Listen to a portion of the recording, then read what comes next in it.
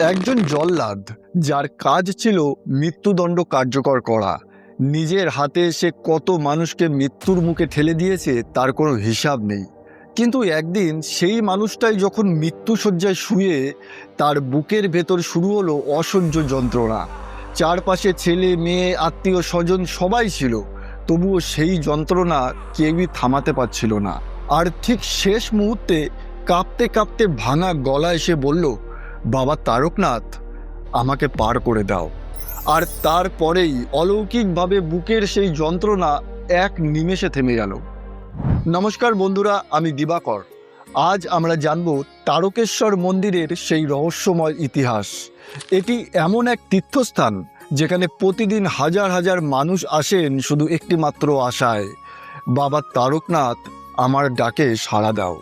কিন্তু তুমি কি জানো, তারকনাথ নামের মধ্যে লুকিয়ে আছে এক গভীর রহস্য। তারক শব্দের অর্থ যিনি পার করে দেন, এই সংসারের বন্ধন থেকে মুক্তি দেন। আর নাথ মানে প্রভু, অর্থাৎ তারকনাথ মানে সেই প্রভু যিনি মৃত্যুর পরও আত্মাকে মুক্তির পথ দেখান। হয়তো সেই কারণেই মৃত্যুর শেষ মুহূর্তে মানুষ অজান্তেই এই নামটি উচ্চারণ করে। কিন্তু কিভাবে এই পবিত্র স্থানটির আবির্ভাব ঘটেছিল এবং কেন আজও এটিকে জাগ্রত বলে মনে করা হয়, চলুন ধীরে ধীরে সেই ইতিহাসের স্তরগুলো উন্মোচন করা যাক। মুঘল সাম্রাজ্যের শেষ প্রহর তখন ধীরে ধীরে নেমে আসছে ভারতবর্ষের মাটিতে। রাজ দরবারের ভেতরে ষড়যন্ত্রের কালো ছায়া আর বিশ্বাসঘাতকতার বিষাক্ত বাতাস বইছে। ক্ষমতার লোভে আপনজনই হয়ে উঠেছে নিজেদের শত্রু।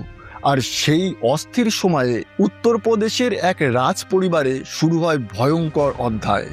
রাজা বিষ্ণুদাস এবং তার ভাই ভারমাল্য সেই সময়ে রাজ সিংহাসনের দায়িত্ব পালন করছিলেন। কিন্তু পরবর্তীতে তাদের নিজেদের আত্মীয়, কাকা, ভাই সবাই সিংহাসনের জন্য প্রতিদ্বন্দ্বী হয়ে ওঠে। এমনকি তাদেরকে মেরে ফেলার পরিকল্পনা পর্যন্ত করা হয়েছিল।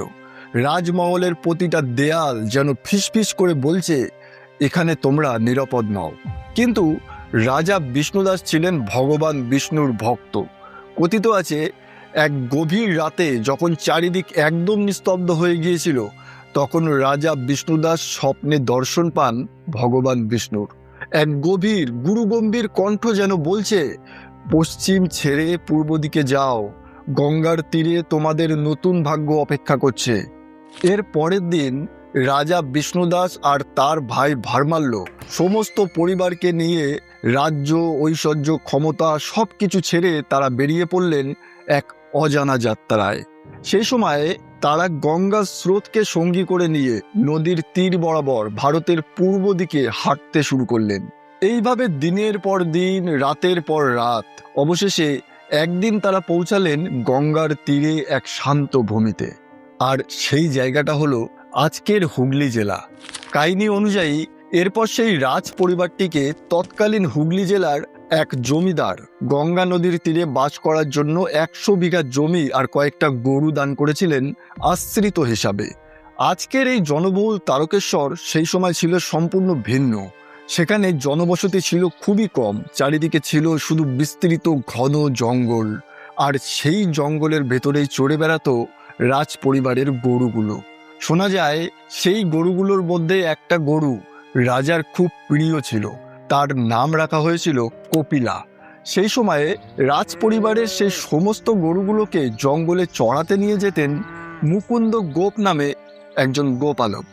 আজকে তারকেশ্বর মন্দির ঠিক যে জায়গায় অবস্থিত, ওই জায়গাতেই মুকুন্দ কপিলা সহ সমস্ত গরুগুলোকে ঘাস খাওয়ানোর জন্য ছেড়ে দিত।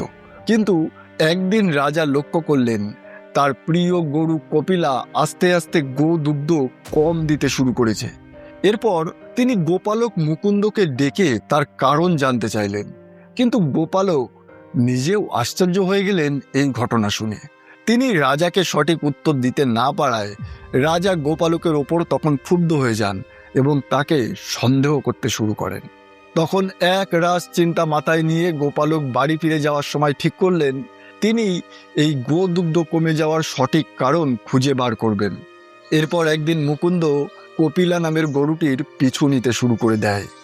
গরুটির দল ছেড়ে জঙ্গলের ভেতরে অনেক গভীরে যেতে লাগে, আর গোপালকও লুকিয়ে লুকিয়ে তার পেছনে চুপি চুপি যেতে থাকে। এরপর জঙ্গলের অনেক ভেতরে গিয়ে গোপালক মুকুন্দ যা দেখল তাতে তার চোখ কপালে উঠে গিয়েছিল।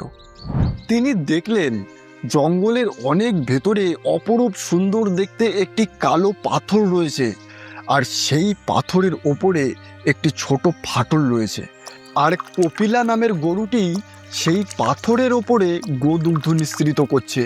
এই ঘটনা দেখার পর মুকুন্দ গোপ আশ্চর্য হয়ে যায় এবং তিনি রাজাকে সব ঘটনা জানান। এরপর রাজা গোপালকের কথা বিশ্বাস করলেন না এবং তিনি নিজে জঙ্গলে গিয়ে সেই দৃশ্য দেখতে চাইলেন।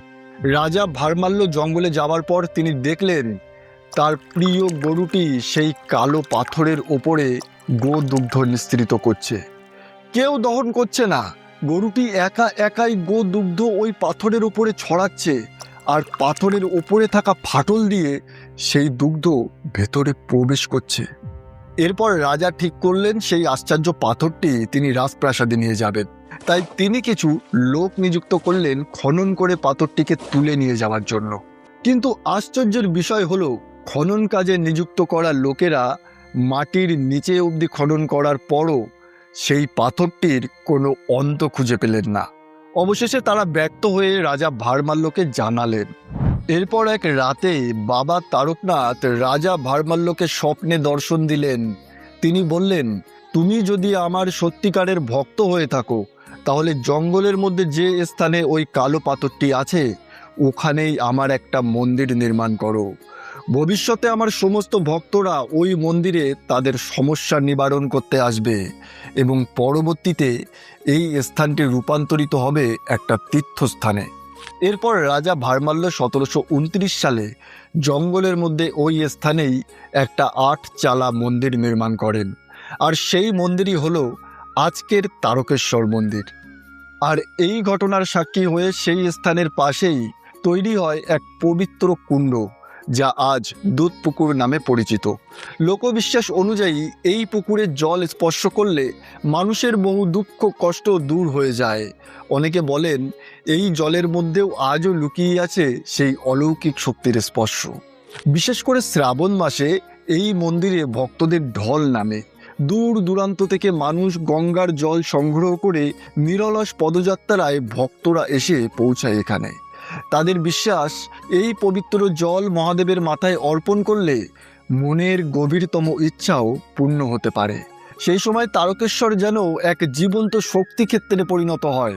তারকেশ্বর মন্দির শুধু একটি ধর্মীয় স্থান নয়, এটি একটি বিশ্বাসের কেন্দ্র, একটা আশ্রয়স্থল যেখানে মানুষ তার সমস্ত দুঃখ কষ্ট এবং আকাঙ্ক্ষা নিয়ে আসে এবং অনেকেই ফিরে যায় এক নতুন আশা নতুন শক্তি নিয়ে। হয়তো সব কিছুর ব্যাখ্যা আমরা দিতে পারি না, কিন্তু কিছু অনুভূতি থাকে যা শুধু হৃদয় দিয়ে উপলব্ধি করতে হয়।